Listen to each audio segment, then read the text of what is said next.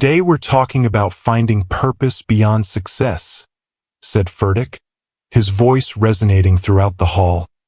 About what happens when you achieve everything the world says matters, but still feel an inner emptiness. Elon found an empty seat in the back row. A few people discreetly took photos, but most left him alone. He seemed to appreciate that, nodding gratefully to those nearby. The service continued, and Elon listened attentively. He didn't take any notes, checked his phone only once, and appeared genuinely absorbed in Fertik's message. From time to time, he nodded or furrowed his brow in deep thought. Fertik's sermon that day focused on purpose, identity, and the search for meaning in a world obsessed with achievement. He spoke about how success without significance leaves us empty, how the accumulation of wealth and power cannot fill the God-shaped void in our hearts. The world will tell you your value comes from what you build, what you own, what you achieve, Fertik said, his voice filled with passion. But God says your value was established long before you built anything. You matter not because of what you do, but because of whose you are. The tech mogul shifted in his seat. For someone who had created multiple multibillion-dollar companies and was known for his relentless work ethic, these words seemed to carry a special weight. After the service ended, people expected Elon to leave quickly. Instead, he remained seated, seemingly deep in thought. When most of the congregation had dispersed, he made his way to the front of the hall where Pastor Fertik was greeting people.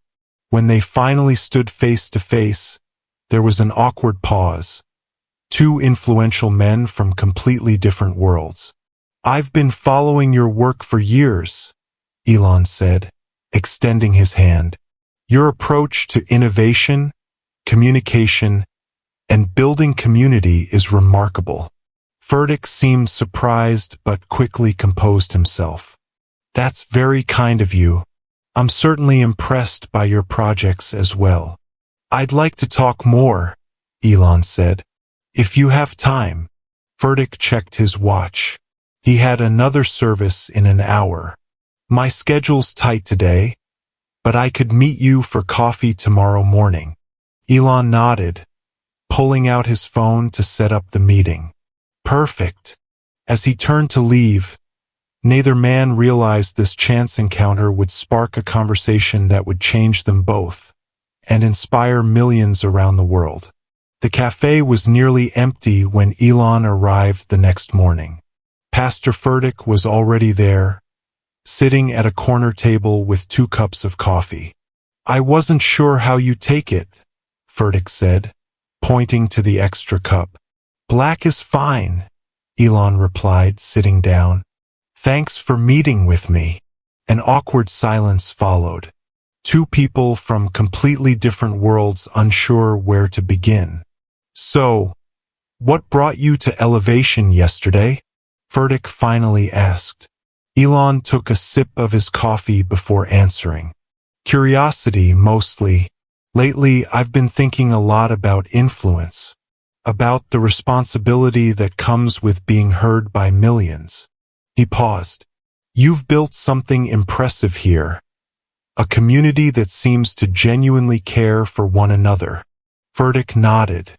"That's very kind of you to say, but I can't take credit for it." "Exactly, that's what interests me," Elon interrupted.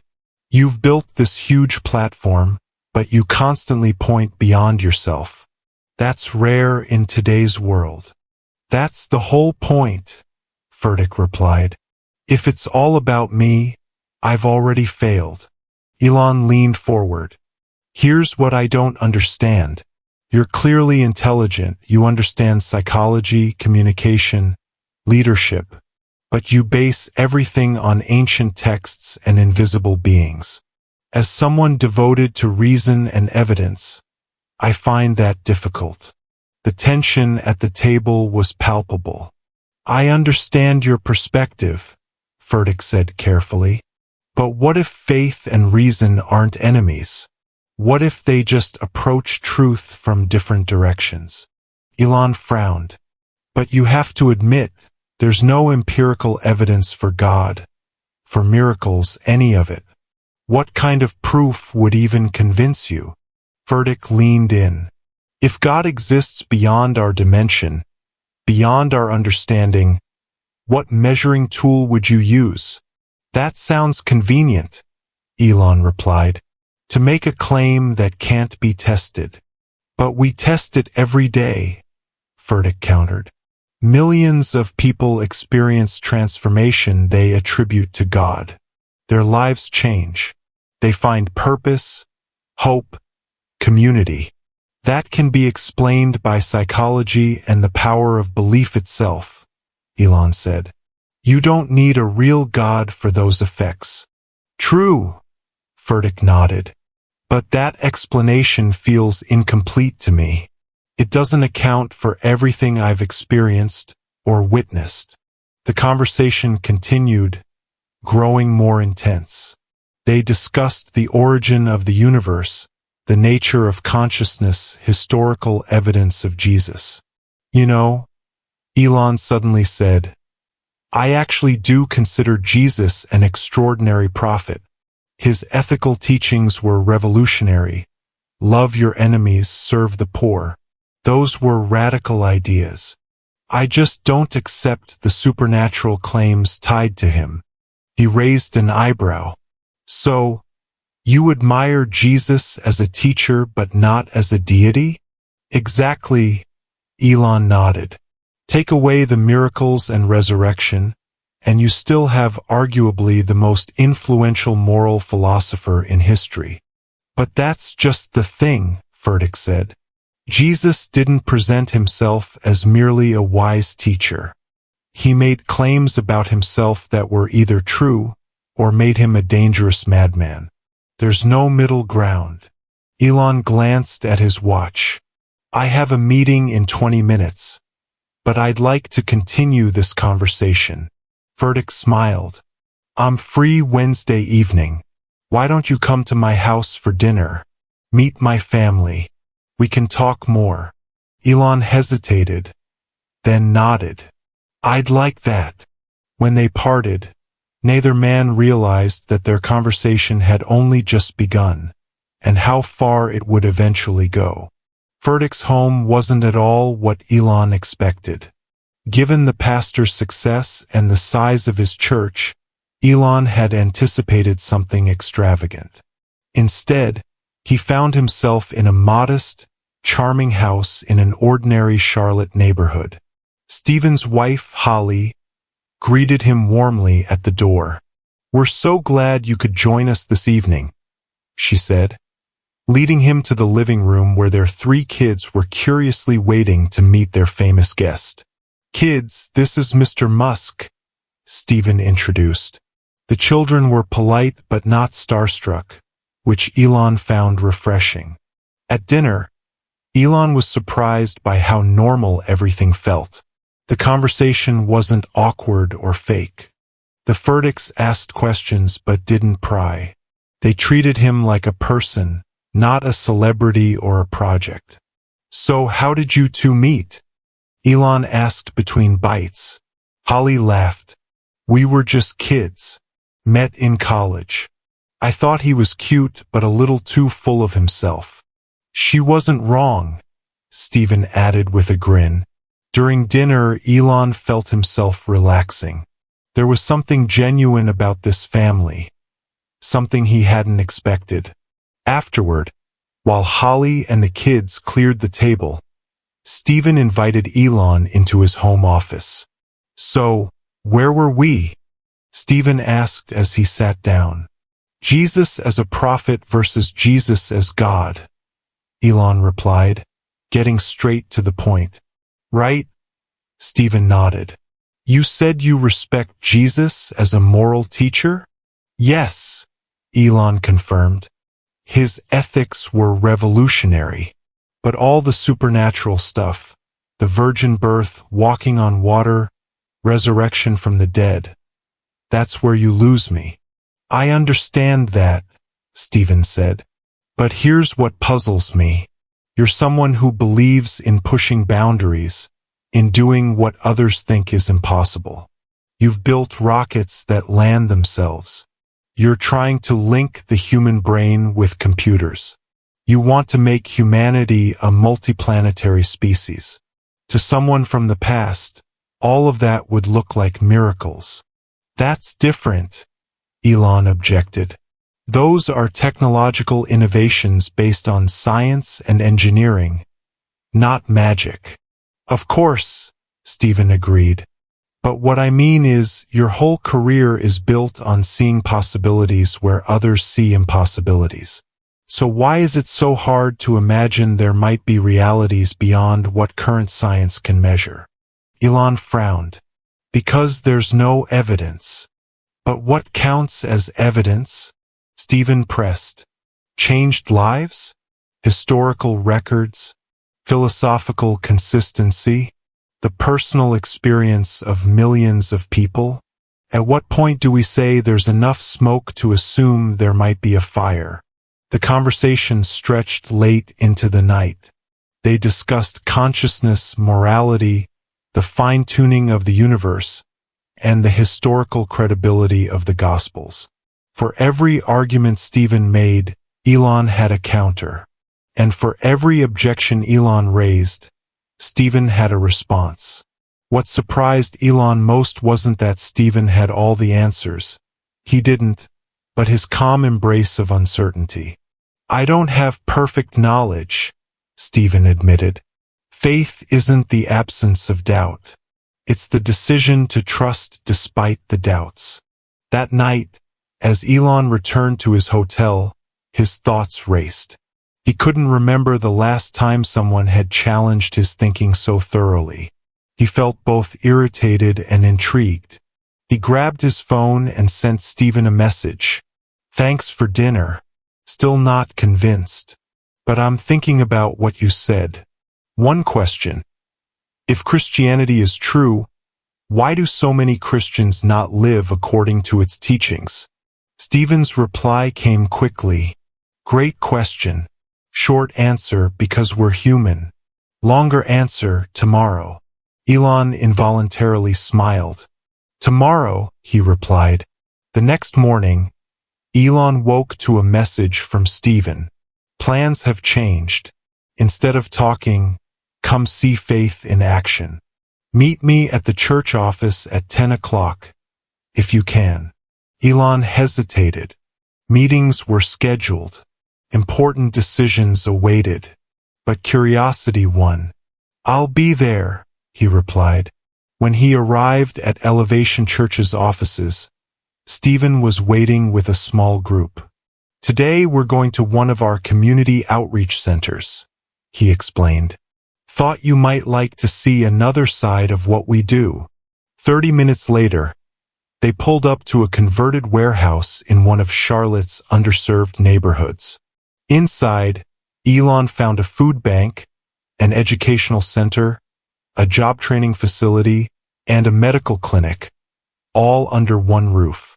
Through this one center alone, we serve about 5,000 people a month, explained Stephen as they walked, and we have 7 more centers like this throughout the Carolinas. Elon watched as church volunteers handed out food, helped people with resumes, led classes, and offered basic medical care.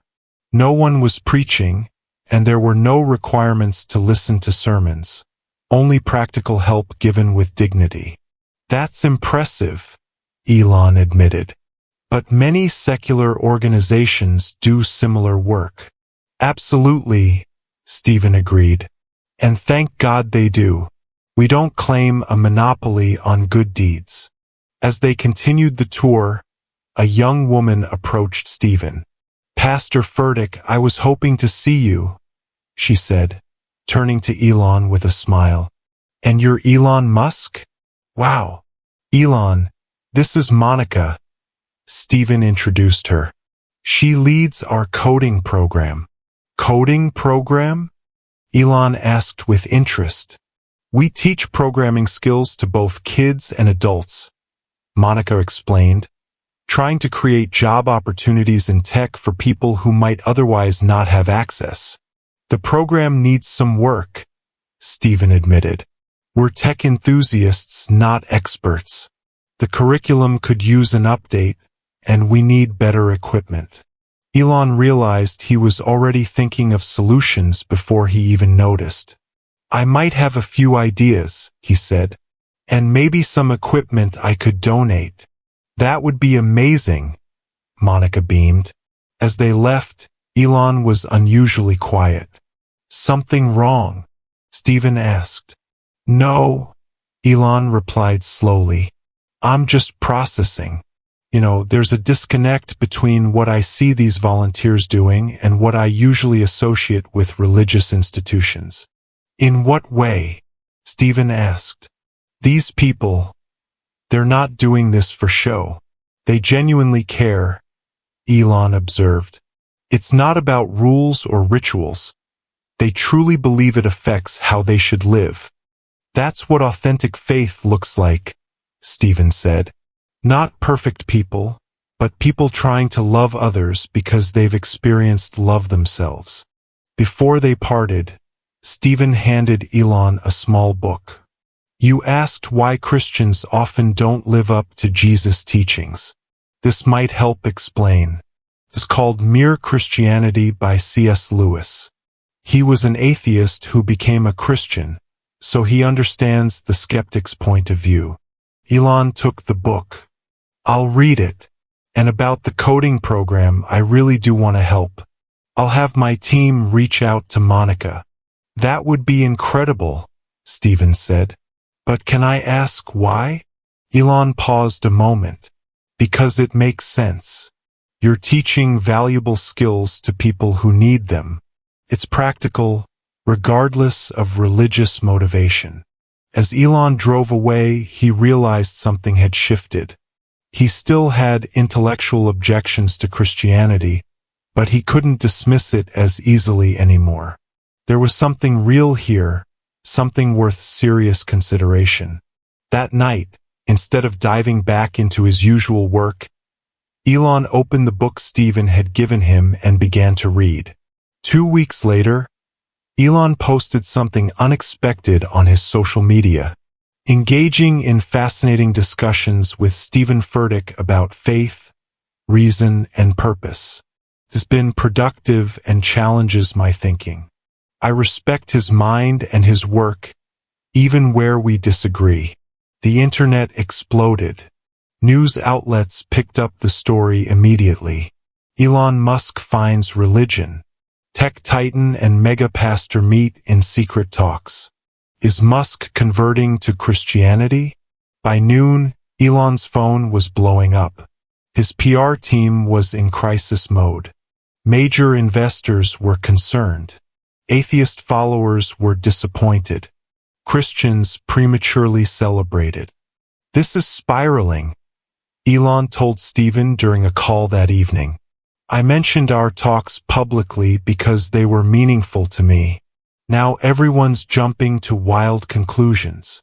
Welcome to my world, Stephen laughed. Everything gets twisted. After some discussion, they agreed to clear the air together. Stephen proposed a public conversation at Elevation Church, live-streamed for transparency. No pre-written questions, Elon insisted. No editing, just a real dialogue. Agreed, Stephen said. Full transparency. The announcement of their upcoming live conversation caused even more buzz. Tickets to the in-person event sold out in minutes. Major networks secured the rights to broadcast it live. That evening, the church was packed. On stage sat 2 plain chairs. No elaborate setup. No hype. Just 2 people ready for a conversation. Taking their seats, Stephen addressed the crowd. Thank you for coming tonight. To be clear, this isn't a debate with winners and losers. It's a conversation between friends who see the world differently but respect each other enough to listen and learn. For the next 2 hours, they discussed everything, from the origin of the universe to the historical Jesus, from morality to meaning, from science to faith. Musical note, music, musical note. They often disagreed, but they did so respectfully. Neither man tried to score points or win. The most powerful moment came when an audience member directly asked Elon, "Do you believe in God now?" After these conversations with Pastor Fertik, Elon paused before answering. "I'm not where Stephen is," he said carefully. "I still have significant intellectual barriers to faith. But I will say this, I've developed tremendous respect for thoughtful Christians who've deeply examined their beliefs. Stephen never gave me cliches or easy answers. He responded honestly to my questions. And witnessing faith expressed through practical love and service has been eye-opening." He paused, then added, "I've publicly defended Jesus as a prophet because I genuinely believe his ethical teachings are profound. Was he something more? I'm still thinking that through.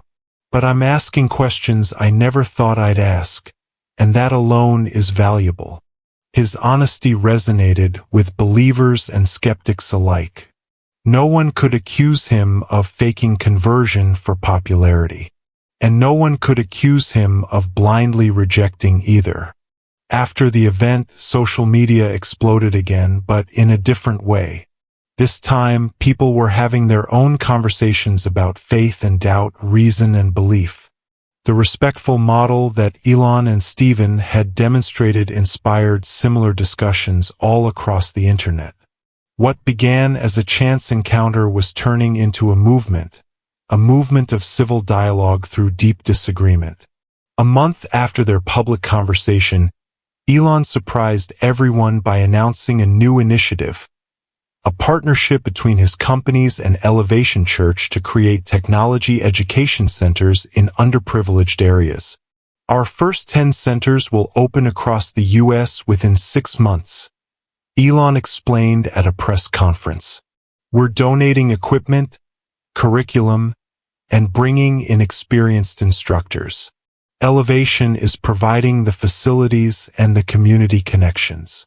When reporters began questioning his collaboration with a religious organization, Elon responded plainly, "I care about results. Elevation has proven its commitment to these communities. They have the infrastructure and the trust we don't. This partnership makes practical sense, regardless of the theology behind it." Behind the scenes, the project faced significant challenges. Some of Elon's executives and board members were concerned about affiliating with a Christian organization. Meanwhile, some church members worried about partnering with a secular company. "We're getting criticism from both sides," Stephen said to Elon during a tense meeting. "Good," Elon replied unexpectedly. "That usually means you're doing something that matters." As the first centers neared completion, something remarkable happened. The unusual partnership began drawing attention from other business leaders and religious organizations.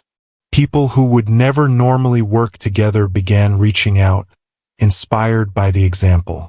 "We've accidentally created a blueprint," Stephen realized. "A way for people with different worldviews to collaborate for the common good." On the morning of the first center's opening, Elon arrived early to check final preparations. He found Stephen already there, sitting quietly in an empty classroom. "Nervous?" Elon asked, taking a seat beside him. "Grateful," Stephen corrected him. "Did you ever imagine this would happen after you just happened to walk into that church that Sunday?" Elon shook his head. "Not a chance. But that's the strange beauty of life, isn't it? The most significant changes often come from unplanned moments." Later that day, as they cut the ribbon together, cameras captured an image that appeared on news sites around the world. The tech titan and the pastor, so different in many ways, united by a shared vision of practical impact. "This is just the beginning," Elon told the crowd. Sometimes the most powerful innovations don't come from new technology, but from new collaboration. As he said those words, neither man could have known just how true they would turn out to be.